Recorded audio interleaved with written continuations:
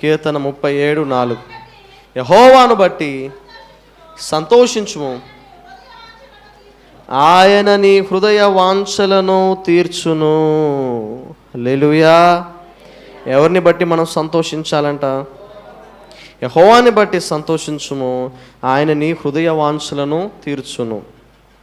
ఈ వాక్యం ఇంగ్లీష్ బైబుల్లో delight yourself in the Lord, తర్వాత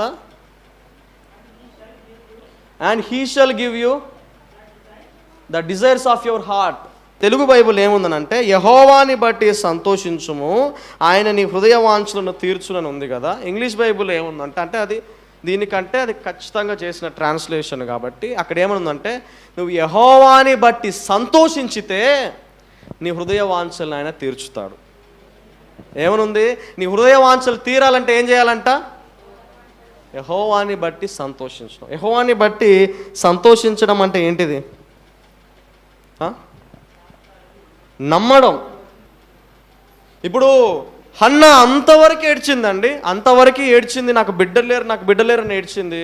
ఒకానొక రోజు దేవుడి దగ్గరికి వెళ్ళింది, ప్రార్థన చేసిన తర్వాత ఆమె ఏడ్చిందా? ఎందుకంటే యెహోవాను బట్టి ఆమె సంతోషించింది.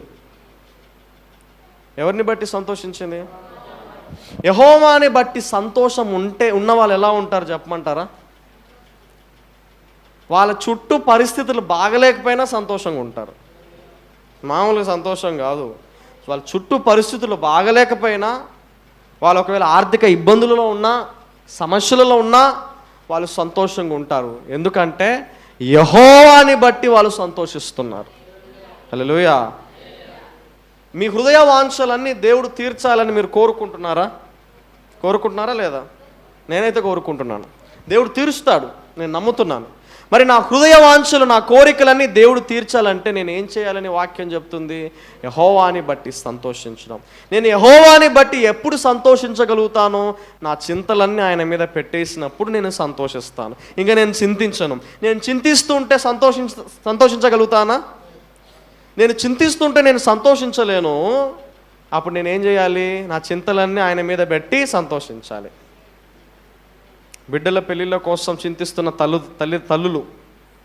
తల్లిదండ్రులు, ఈరోజు మీరు ఏం చేయండి అంటే చింత ఆయన మీద పెట్టి సంతోషించండి. చింత ఆయన మీద పెట్టి సంతోషించండి. హల్లెలూయా.